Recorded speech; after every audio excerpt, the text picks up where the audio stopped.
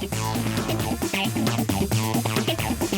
2.0. Innovation. Trend. Collaboration. Software. Metadata. Got the world turning as fast as it can? Hear how technology can help, legally speaking, with two of the top legal technology experts, authors, and lawyers, Dennis Kennedy and Tom Mighell. Welcome to the Kennedy Mighell Report here on the Legal Talk Network. And welcome to episode 242 of the Kennedy Mighell Report. I'm Dennis Kennedy in Ann Arbor. And I'm Tom Mighell in Dallas. Before we get started, we'd like to thank our sponsors. Thanks first to TextExpander for sponsoring our show. Communicate smarter with TextExpander. Gather, perfect, and share your knowledge. Recall your best words instantly and repeatedly. Learn more at textexpander.com/podcast. And we'd also like to thank ServeNow, a nationwide network of trusted, pre-screened process servers. Work with the most professional process servers who have experience with high-volume serves, embrace technology, and understand the litigation process. Visit ServeNow.com to learn more. In our last episode, we discussed the idea of holding personal quarterly retreats and offered some tips on how they might work for you. In this episode, we want to focus on unconferences and my recent experience at Failure Camp, an unconference at Vanderbilt Law School, which was anything but a failure. Tom, what's all on our agenda for this episode? Well, Dennis, in this edition of the Kennedy Mighell Report, I will be working hard to keep my voice, but we'll indeed be discussing the idea of the Unconference as an alternative to traditional conferences. In the second segment, we'll talk about the value of whiteboarding, including some digital whiteboard tools. And as usual, we'll finish up with our parting shots, that one tip, website, or observation that you can start to use the second that this podcast is over. But first up, the Unconference. A few months ago, after ABA Tech Show, on this very podcast, we discussed the future of the Legal Technology Conference, but we really didn't get too much into the topic of the Unconference and whether it's a viable alternative to the conferences that we're used to attending, like Tech Show, ILTA, Legal Week, and the like. Dennis, you just attended a conference that you just called it. It's called Failure Camp, and I definitely want to learn more about that. Can we start there? Yeah, so let me first talk about Failure Camp, which was held at Vanderbilt Law School. Cat Moon, Larry Bridgesmith were the hosts of that. Really good attendance, probably I would say at least 60 or maybe more people. It was designed around the notion of a camp. So there was storytelling and there were camp snacks and there was a theme that ran through it. Art. There was art that you could do. We did murals. We had like camp T-shirts, stuff like that. So it's kind of fun. I really liked the thematic part of it. So the failure camp notion comes from the idea to say, well, especially when we talk about innovation, there's this notion that a lot of things that we try are going to fail, and that's important for us to realize, and it's important to learn from that. And failure can be a difficult thing for lawyers. So it was kind of combining all those elements into this notion of failure camp, which could have been called resilience camp, because that's really one of the main themes that came out of it. So it was a really interesting approach. And we had lawyers, some paralegals, some legal tech people, and others. And it was just a really fascinating and very personal experience. So you get to learn a lot about people's life stories and some of the things that they had gone through and what motivated some of the changes they had made and how they had come back to look at something that at the time felt like a big failure to them that actually turned out to be a key turning point in their life. So I don't know, it's sort of a long explanation, Tom, but does that give you a sense of what was going on there? It gives me a sense, and I know we're probably going to talk about it a little bit more in a second, but maybe let's take a step back and talk about the idea of Failure Camp as an unconference and how it differs from a regular conference. I mean, I'll start right out and say, you said that the crowd was 60, and you characterized that as a pretty good crowd. Whereas if I compare that against other conferences, I'd think, that's pretty small. But the goal for that, probably 60 is probably the right amount of people for what it was intended to do. So maybe we could start with a discussion on what an unconference is and why it's different from a regular conference. Okay, so I think if you had what I would call like the regular conference on failure, you would have a keynote speaker in the morning talking about failure and what it means, and then you'd have these panel sessions on different sort of theoretical aspects of failure, and maybe from some different perspectives, and then the audience would be just sort of listening to a bunch of presentations without a lot of chance for interplay. Whereas in an unconference, you move away from that structured agenda.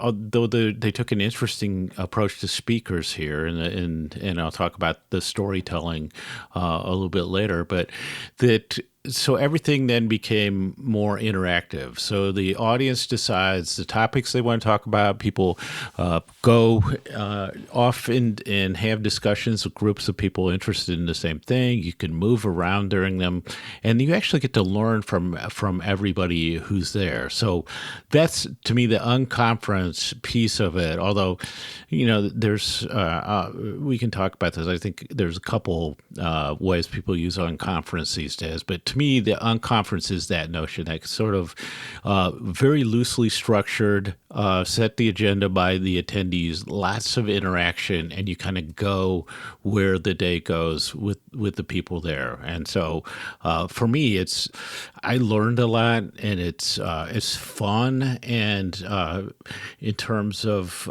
actually getting to interact with the people at the conferences, there's really nothing like it in the regular conference world. So in getting ready for this podcast, I went and I did a little bit of research on the different types of unconferences, and maybe I should say different ways of facilitating an unconference. And I think that in your notes you'd mentioned that there's two meanings of an unconference, a TED style and an open space model. But if you just go to the basic Wikipedia page for unconference, they will tell you that there are over 10 different ways to hold an unconference. And I really think that that's a little misleading, because when you look at some of these ways, they seem to be related to each other, and they have a lot in common. But I was struck with the different methods of facilitating an unconference. And so I'll list them real quickly. One way is what they call the birds of a feather, which are more informal discussion groups sitting around and talking about things. They have the thing that I know I participated in before when we talked about, I want to say either Lex Think or Blog Think, which you're going to talk about later, an unconference that both you and I attended in the past. That was, at least part of it, was what they call a dotmocracy, which is voting for topics with dots. Whoever wants to talk about those things puts a dot on it, and the winner wins. The most number of dots wins. There's something called the fishbowl, where people meet in concentric circles, and the people in the middle are the fishbowl, and they talk, and everybody around listens. Then the rest of them, there's a whole bunch of them that are kind of related to the TED Talk style, which is Ignite Talks or lightning talks, people speaking for 5 minutes each with a time presentation. There's one that I'd never heard of before called Pecha Kucha. I hope I'm pronouncing that right, but Pecha Kucha is 20 slides and 20 seconds per slide, so kind of a variation on the lightning talk. And then it sounds to me like part of Failure Camp was at least what this definition would call either a knowledge cafe or a world cafe, where people would sit at tables and talk, and they'd move around to different tables, and there might be facilitators at each table talking about things, which seems to be limited to the final version there that was listed. It was called speed geeking, which is a little bit like speed dating, but you're moving from table to table and talking to people. But I think my long-winded explanation there is kind of my way of saying there are a lot of ways to have an unconference, and you're not really bound by anything. And I suppose that's kind of why it's called an unconference. You don't have a lot of rules, and there's a lot of ways to do it. Yeah, I think people are so concerned that the traditional conference model is broken fundamentally, and that they think that anything that's an alternative to the standard approach, so what I would say like lecture, presentation, longer sessions, focused, not a lot of time for people to interact. I mean, like some conferences, I mean, you barely get bathroom breaks, it seems like these days, because there's so much content being pushed at you. And so I think that's why I said, to me, there's sort of like the two ends of the spectrum. So one is this sort of modified TED Talk approach where you're saying, let's do the presentations, but we'll put some kind of time limit on them. And then we'll throw a bunch of those at people. And because it's sort of like the 60 tips in 60 minutes notion is like, hey, if this one doesn't work for you, then don't worry, because in 6 minutes, there will be another one that you might find really interesting. And so there's that end, which I don't even like as a speaker anymore, Tom. It just wears me out in those things, because everybody runs out of time. It's a really uncomfortable form of presentation. So I tend not to like those. And then I always go clear to the other end, which actually really unnerves a lot of people, which is what I call the open space technology approach that Owen Harrison came up with and has this weird name, which really doesn't have agenda. Is like you said, people decide what they want to talk about, on a large theme typically, and then you decide who wants to talk about that, and you spend the time talking about it. The notion is the whole group together is smarter than any one presenter, and that if you get people talking on things they're interested in, you potentially get great results. And so it's very loosely facilitated. And so I think that what I've noticed in these approaches is like how much you're willing to trust your audience to come up with the agenda. And then the companion piece of that is if you go to something that has no agenda at all, can you attract people to come to it, and can you get somebody to write a check to pay for them to come to it? So I don't know. Tom, does that kind of reflect your thinking as well? It does, and I think, but I'll say that although I like the idea of the unconference, I'm probably a little bit more of a curmudgeon on it because I think that there's a lot of uncertainty around it, and I think you've sort of described part of what it is. I think that the benefits of a traditional conference are pretty straightforward. Although people are unhappy with them, the idea is that at many of them, you can gain important knowledge that you can take back with them and use in your practice, whether it's substantive legal knowledge, practice management help, or whatever. But with an unconference, you're relying on the audience you're relying on the attendees to give you your takeaway, to give you something to take back with you. And, one of my questions about Failure Camp and any unconference is, beyond the time spent networking, beyond the time spent making relationships and things like that, what do attendees get? And maybe the idea is that they're not getting knowledge like a regular conference. Maybe that's not the point. Maybe the point is to develop things.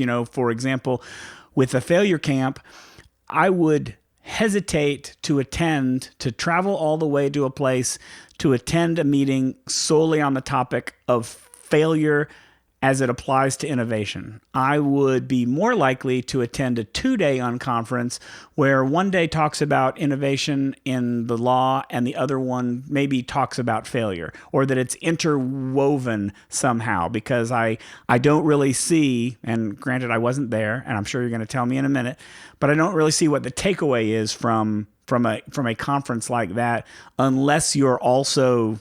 This, I guess, the problem that I have with an unconference is that what's the next step? What do you do with it? It's good that you're there for the day, but there's a lot riding on what happens afterwards to make the actual unconference a valuable event, I think. Yeah. So just to go back in history a little bit. So, Thomas, you mentioned Matt Homan and I put together the Lex Think conference and the Blog Think conference was probably getting close to 15 years ago. And the original Lex Think conference we did totally unconference open space style, and because Matt and I had gone to an open space event a couple of months before, and we just loved it. And one of the things I remembered was just the look of terror in your eyes when you said, "Oh my God, there's no structure, there's no agenda to this. I got to figure out what's going on." And I don't know whether you recall that, but that's one of my memories from Lex Think. So when we did Blog Think, or you may just be making up that memory, but I'll let you go do that. For the sake of this story. I know how comfortable you are when things are unstructured. So you could be right. I know you're not a big fan of structure. So when we did Blog Think, we said, okay, so because people are a little bit nervous, what if we do day one is short presentations with a lot of Q&A. And so I don't know if you remember, Rick Clow did a whole presentation where he just asked the audience, what questions do you want me to talk about? And that was his presentation. So there's a looseness to it, but there was like, okay, we're going to kind of get everybody up to speed. The second day it was all open source, like whatever you came to talk about, this is your chance to talk about it. And so I think you can, these different combinations, and I actually like the way the Blog Think approach worked, and that's what I've suggested to people in other settings. And you see some echoes of that these days in some different events. So I think that David Cowan's solid events, at least the original one, kind of fell into the almost the Blog Think type of category, and I think that was great.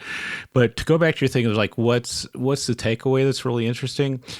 To me, from the Lex Think and the Blog Think conferences, there are still people I talk to on a regular basis that I might not have known otherwise.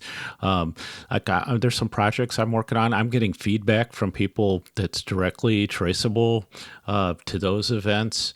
And there's some other projects that came out of that. There, Blog Think, there's definitely one, maybe two law firms formed out of that, and some other business relationships, as well as a longstanding friendship. So that's what I think is unique about the Unconference as opposed to the traditional conference, because you have the chance to actually meet those people. I totally agree with you about that part, because remembering those two unconferences, remembering Lex Think and Blog Think, all I can remember that I took away from that was getting to know a lot of great people and being able to network with them.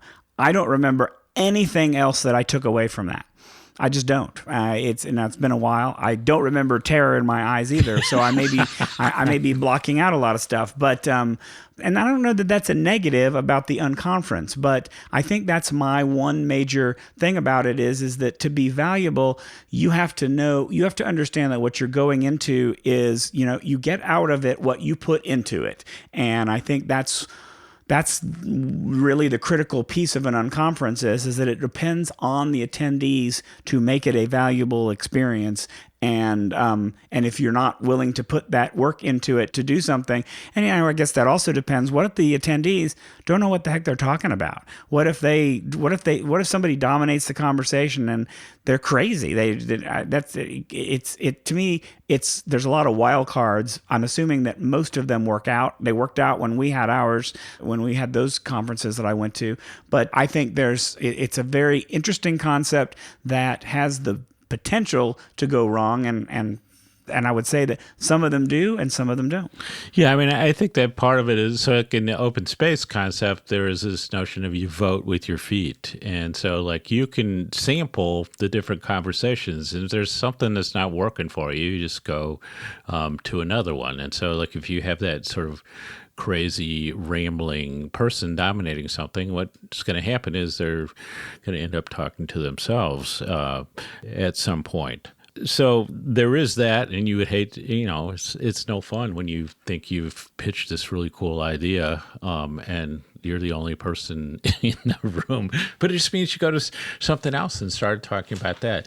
So you were talking a little bit about the takeaways. So for me on this one, there's a couple things that might surprise you. So I would say one of my, and I mentioned two of them. So one was I had a lot of conversations with millennials about the difference in the way that millennials approach jobs and the amount of time they stay in them as compared to those of us who are classified with the boomer generation.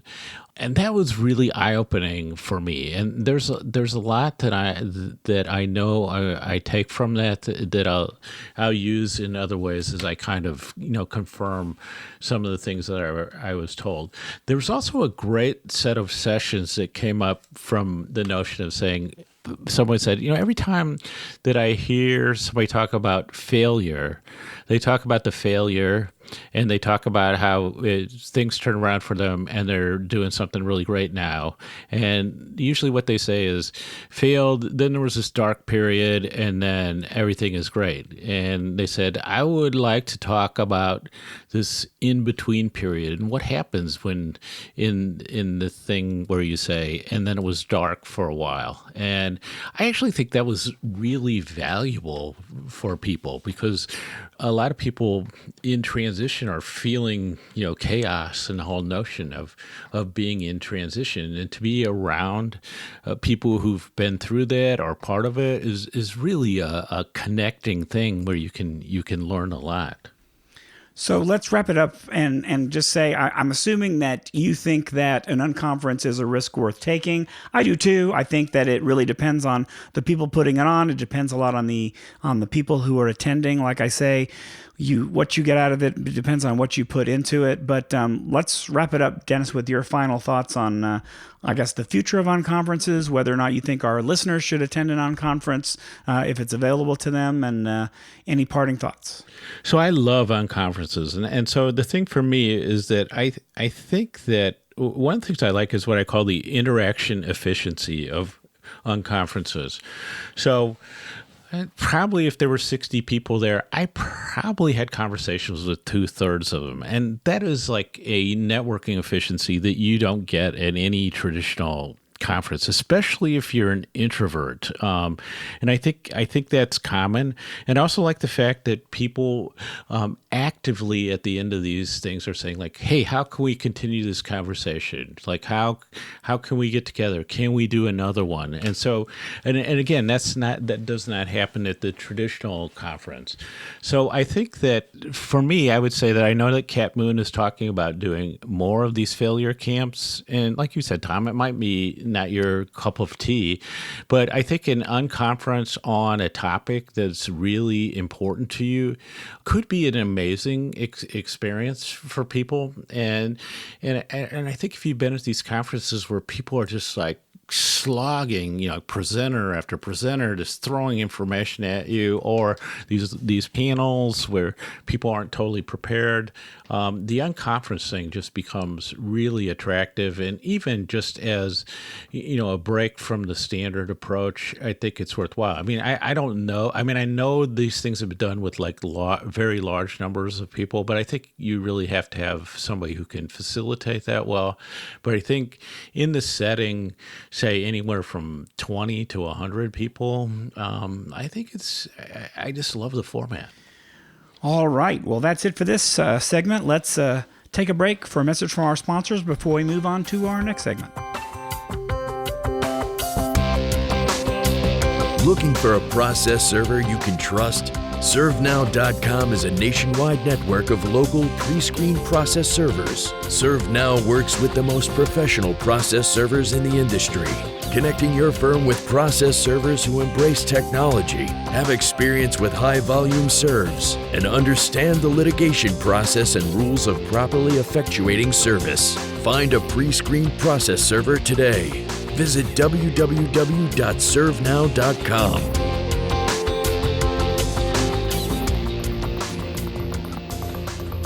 Text Expander is a productivity multiplier. Lawyers love TextExpander because with a short abbreviation or search while typing, TextExpander can produce cover emails for invoices or signing instructions, insert templates for consistent meeting notes, perform accurate date math on the fly, and instantly present things you retype all the time. TextExpander runs on Macs, iPhones, iPads, and Windows and works in any application. Visit textexpander.com/podcast for 20% off your first year. And now let's get back to the Kennedy Mighell Report. I'm Tom Mighell. And I'm Dennis Kennedy. In this segment, we want to go from low tech to high tech, and we're going to focus on one of our favorite personal, group, and collaboration tools, and that's the simple whiteboard. I mean, other than the major ink smudging and hand discoloration that I associate with dry erase boards as a left-hander, I find the whiteboard to be an essential tool in almost everything I do these days.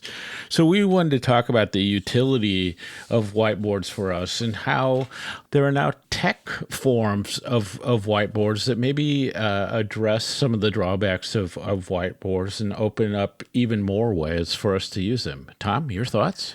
So the historic problem with the whiteboard is that it is fixed in one physical place. So the only people who can see and interact with them are the ones who happen to be in the room with the whiteboard. And so in response to that, you've seen a lot of smart whiteboards that have come out that have made it easy to save off information that you put on a whiteboard and save it off and send it to people. But there haven't been a lot of tools that allow collaboration outside of the room where the whiteboard lives. So I'm always interested, having co-authored the book on collaboration with you, I'm always interested in ways of finding better ways to collaborate using a whiteboard. And there are two products that I like. One is software, one is physical. The physical one is Google's Jamboard. Not terribly expensive. A corporation can afford it. It's $4,000 or $5,000. It's not cheap by any means, but it's not an unaffordable piece of equipment. But it's a whiteboard that are like many of the others, but it's wireless. They call it when you're doing a meeting or doing something on it, they call it a jam. You can join a jam from anywhere. You can join it on your phone, on your tablet, on your computer, if you have the app, or if you're just joining from the web. And you can participate in drawing on the whiteboard from wherever you happen to be. So I'm intrigued by that. That's a nice piece of equipment because it's connected to the internet, and people can participate wherever they happen to be. If that's a little pricey for you, so yep, that might be pricey. I'll head all the way down to free. And then that's looking at Microsoft's whiteboard tool. It's a software solution. It's totally free. You just download it to your computer or your tablet, and then you can share it with anybody in your meeting. Now, because it's integrated with Microsoft Teams, you can pull up a whiteboard in a Teams meeting, and everyone can contribute. If you obviously have to have a touch screen to be able to do that, but yeah, that's a free tool. I've used it with many clients on occasion. It's very good, solid whiteboard tool to use. And another Microsoft tool that I'm starting to use is more around capturing a completed whiteboard to save for future reference. We, in our meetings, will have discussions, we'll do things on a whiteboard, and we need to capture it so we can take good notes and have a record of the meeting. And I know that's something you want to talk a little bit more about, Dennis. One of the apps that I use these days is Microsoft's Office Lens. It's just a basic scanning app, and it's free to download, but it has the ability to scan an image. You just specify that it's a whiteboard, and when you take a picture of that whiteboard, it will automatically straighten it and clean it up so it's relatively easy to view and see all the information. It's a great way to capture all of that information to save later if you need it.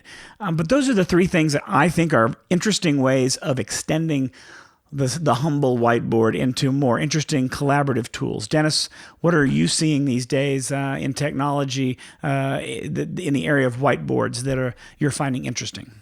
Well, I think that there is a big thing about capture. And so, frankly, there's nothing easier than just taking a picture of a whiteboard at the end of the session. So that's pretty simple. It does. I like what you were describing with Office Lens, though, of it actually cleaning things up and maybe addressing some of the reflection and other issues.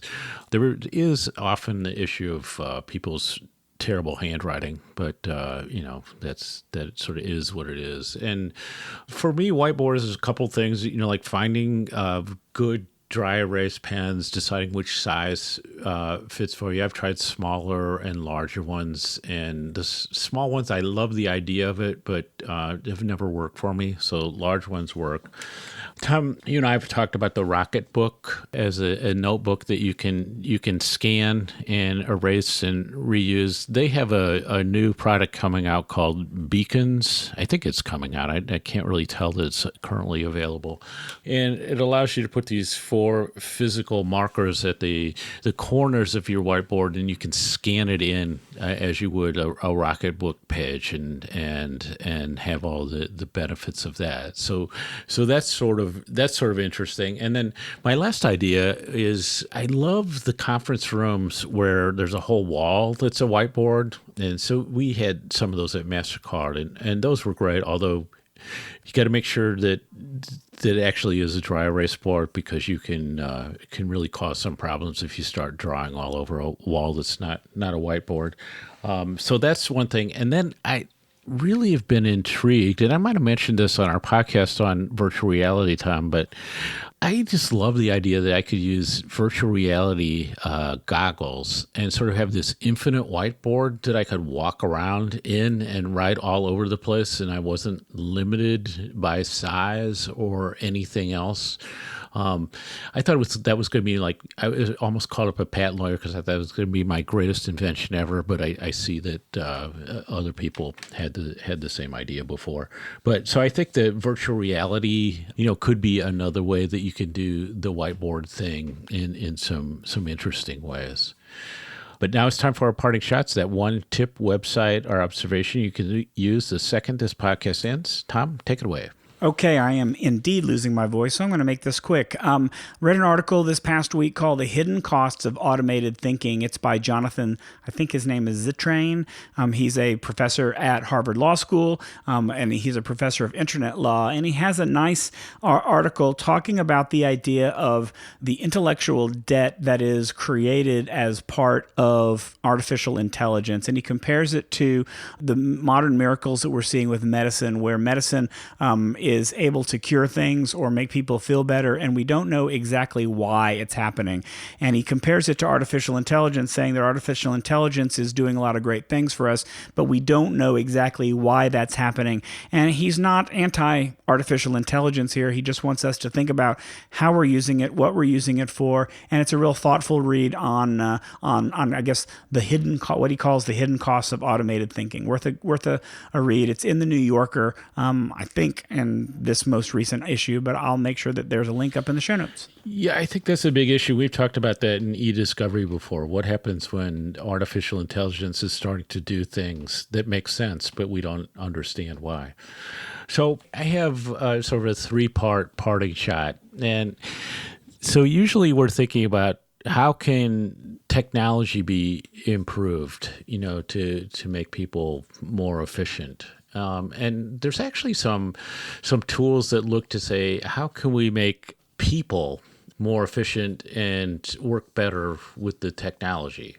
And so looking at the people is kind of the choke point. So those of us who can't type very fast, or can't input data by keyboard as fast as other people. Same thing if you're disabled. If I can read a lot faster than you, then that has consequences of its own. So 3 things to think about that I'm going to recommend people take a look at. So one is called Spreed, Spreed, and it's a category of tools that allows you to display words in a way, either as one word or as a set of words that allow you to crank up your reading speed, just because you're able to see things at a in a grouping that the eye takes in, and you can just crank up the speed those words flash on the screen. And people can double, triple their reading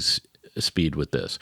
The second one is that we've learned that if you're trying to remember things, especially when you're learning things, you can use a technique called spaced repetition that allows you to essentially use flashcards, but then to start to drop out the ones that you already know.